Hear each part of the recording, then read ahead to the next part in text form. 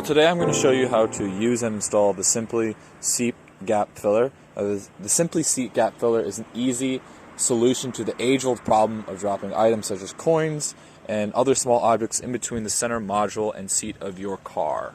The installation process for the seat gap filler is very easy and only takes a couple seconds. So what you first want to do is you want to push your seat all the way back and then take the seat gap filler and take this loop and put it around the seat belt catch.